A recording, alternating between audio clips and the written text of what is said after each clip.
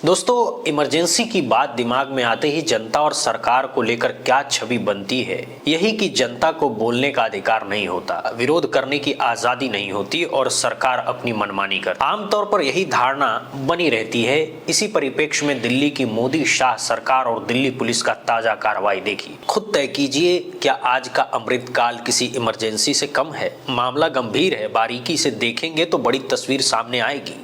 दूसरी ओर कर्नाटक की कांग्रेस सरकार ने नफरत फैलाने वाले तत्वों को नियंत्रित करने के लिए एक नया कानून बनाया है। इस कानून के क्या प्रावधान है, भाजपा के लोग इसका विरोध क्यों कर रहे हैं और सरकार ने सर्वोच्च न्यायालय को याद करते हुए इस कानून का बचाव क्यों किया है।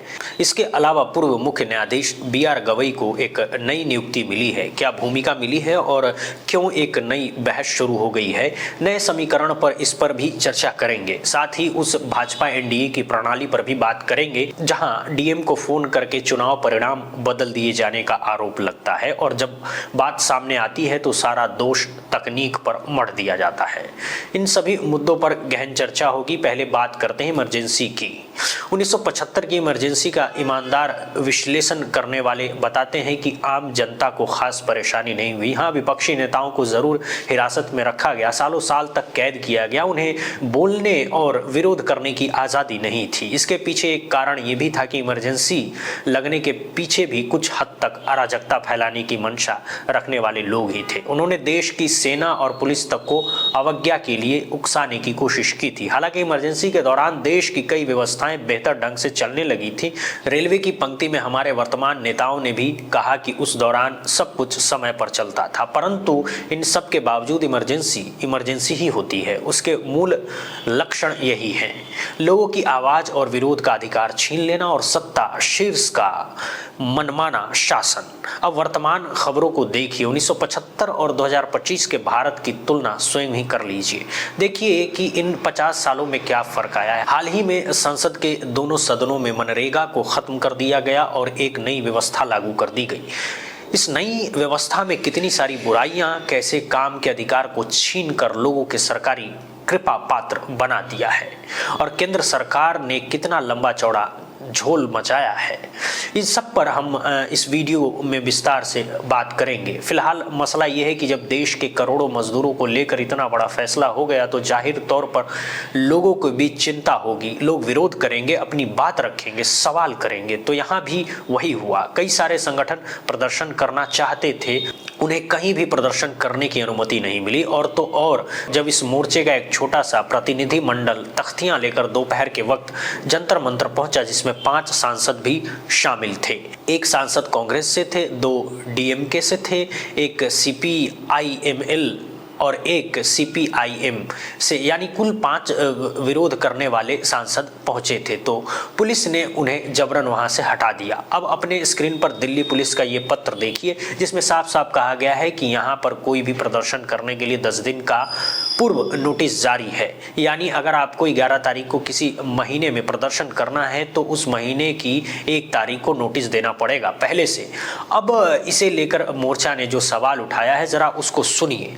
ये सवाल कितने वाजिब हैं। इन लोगों ने कहा है कि जो सरकार 4 घंटे की पूर्व सूचना देकर नोटबंदी कर देती है। आपको याद होगा कि रात 8 बजे प्रधानमंत्री आए, प्रकट हुए और उन्होंने कह दिया कि 12 बजे के बाद 500 और 1000 के नोट लीगल टेंडर नहीं रहेंगे। यानी दुनिया के सबसे अधिक आबादी वाले देश में सिर्फ 4 घंटे का नोटिस दिया गया, वो भी रात के 8 बजे से 12 बजे तक, जिस दौरान देश की ज्यादातर आबादी सोई हुई होती है। इसी तरह कुछ घंटे पहले ही सूचना देकर पूरे देश में लॉकडाउन लगा दिया गया। आपको ये भी याद होगा कि कितने दिन का समय दिया गया था। यानी इतने बड़े देश को नोटबंदी के लिए भी अचानक फैसला हो जाता है। और तो और कुछ घंटे की ही पूर्व सूचना पर मनरेगा को निरस्त करने एकाएक नियम ला दिया जाता है। नई योजना लागू कर दी जाती है और कुछ ही घंटे उस पर बहस हो पाती है, कानून बना दिया जाता है। मगर उसी कानून का विरोध करने के लिए जो स्थान पहले से निर्धारित है, वहां शांतिपूर्ण विरोध प्रदर्शन के लिए भी 10 दिन पहले आपको नोटिस देना होगा। सोचिए ये कितना हास्यास्पद है। सरकार कुछ ही घंटे में पूरे देश की व्यवस्था पलट सकती है, कई कानूनों को रद्द कर सकती है, कई कानूनों में बदलाव ला सकती है, मगर उन्हीं का विरोध करने के लिए देश की जनता को 10 दिन पहले नोटिस देना होगा। सवाल ये है कि 10 दिन पहले नोटिस देने की जरूरत क्यों? शांतिपूर्ण प्रदर्शन के लिए इसके पीछे का एक साइंटिफिक कारण समझिए, मनोवैज्ञानिक स्थिति समझिए। कहा जाता है कि जब आपको बहुत ज्यादा गुस्सा आ रहा हो तो कुछ सेकंड के लिए शांत हो जाइए, ठहर जाइए, फिर परिस्थिति बदल जाती है। कुछ सेकंड पहले आप गुस्से में न जाने क्या क्या बोलने, क्या क्या करने वाले होते हैं। कुछ सेकंड बाद आपका दिमाग बदल जाता है, पलट जाता है। और यहाँ तो 10 दिन की कहानी है। 10 दिन में तो अमृत काल की सरकार क्या क्या नहीं कर सकती है, करवा सकती है, क्या क्या नहीं बदल सकती है। जब 10 दिन पहले नोटिस दिए जाएंगे तो उस नोटिस में संगठन का नाम होगा, संबंधित लोगों की जानकारी भी होगी और 10 दिन के भीतर उन लोगों को चुन चुन करके, चुप करा करके, डरा करके, धमका करके सारे प्रयास किए जा सकते हैं।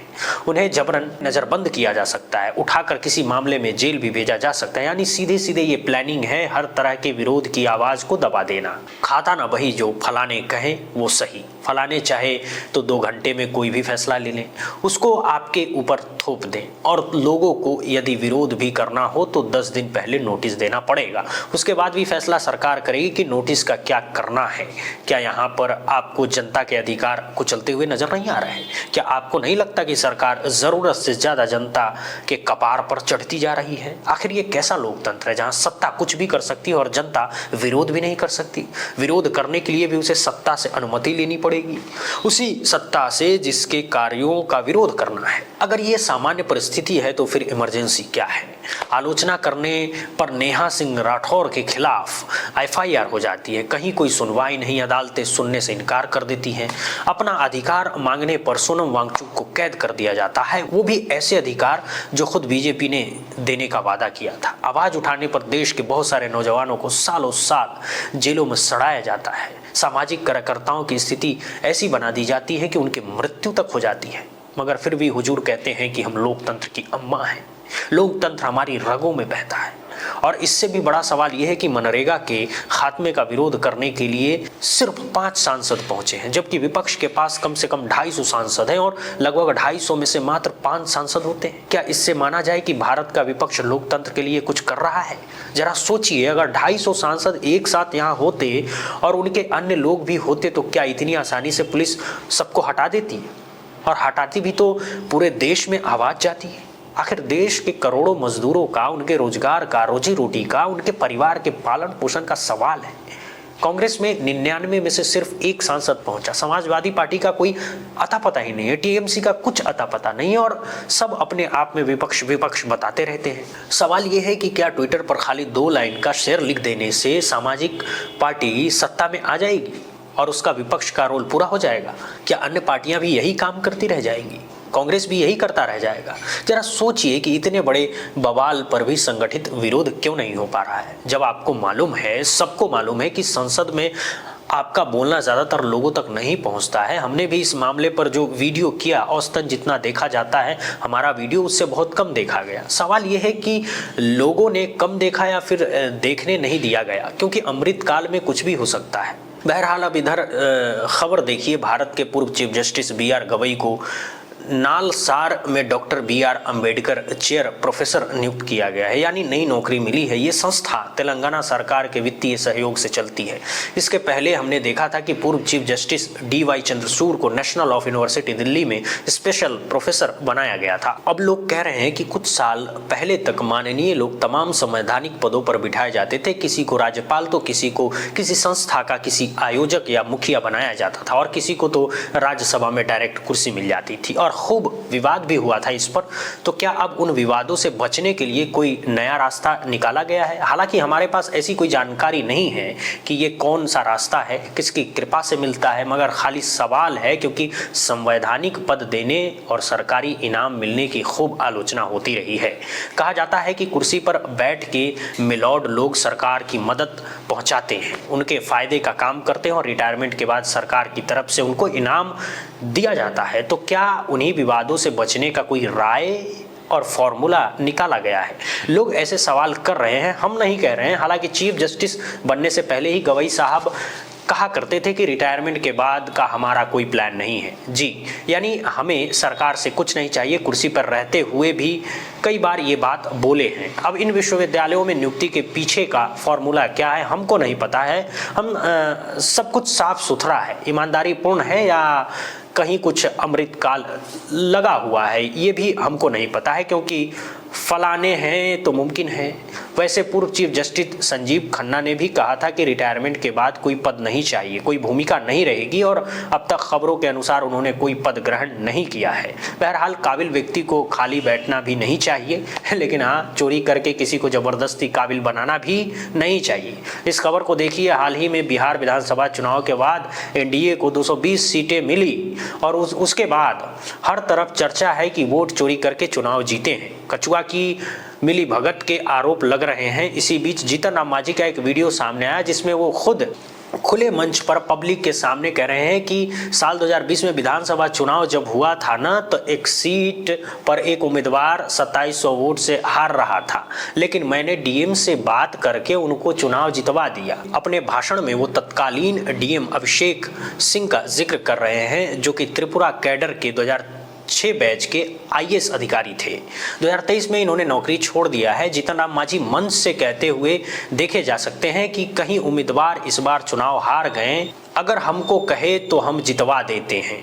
जैसे साल 2020 में उन्होंने हमसे कहा था कि हम हार रहे हैं, कोई उपाय है तो लगाइए, तो मैंने डीएम को फ़ोन करके जितवा दिया था। 2025 में खाली 1600 वोट से हारे हैं, लेकिन एको बार हमसे बताए नहीं। पता नहीं उनके दिमाग में क्या हो गया था, मैदान छोड़कर भाग गए।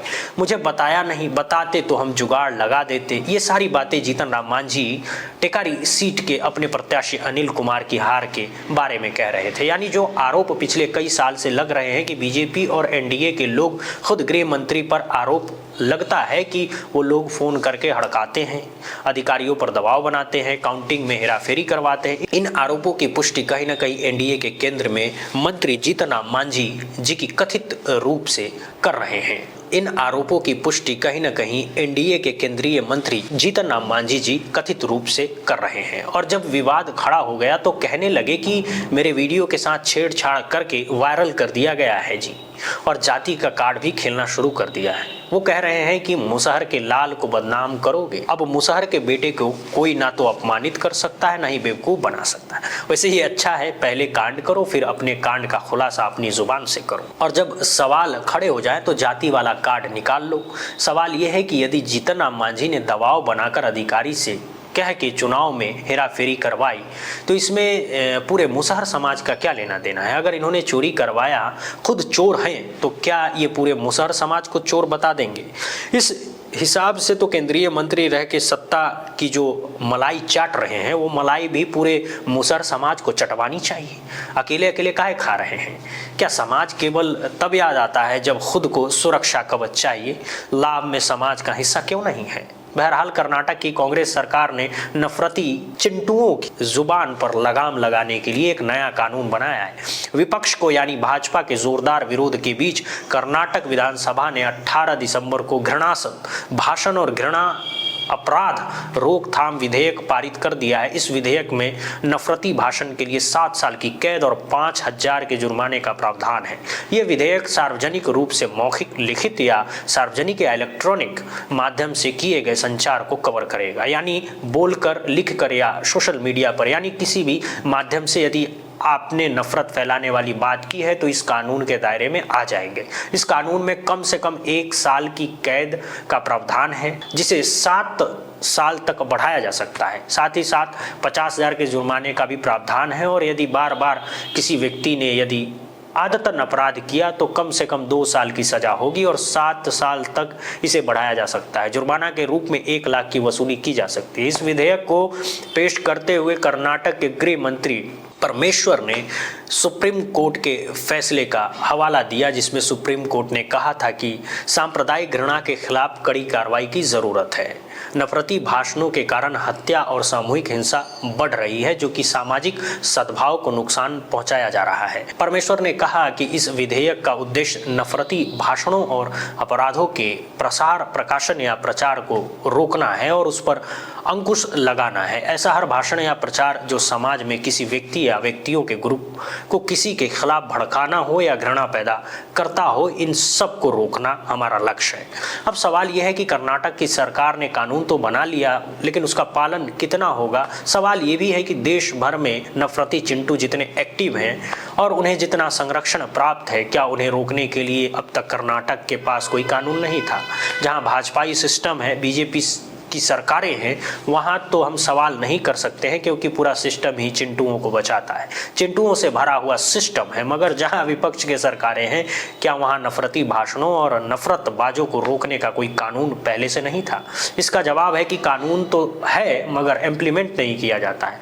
अब देखना यह है कि नया कानून बनने के बाद क्या कर्नाटक की कांग्रेस सरकार नफरती चिंटुओं पर लगाम लगाती है, लगाम लगा पाती है, या केवल ये कानून कागज में ही धरा का धरा रह जाएगा। वैसे आप इस मामले पर क्या सोचते हैं, अपनी राय कमेंट बॉक्स में जरूर लिखें। पहली बार आए हैं तो इस चैनल को सब्सक्राइब कर लीजिए। हमसे जुड़े रहने के लिए बहुत बहुत धन्यवाद।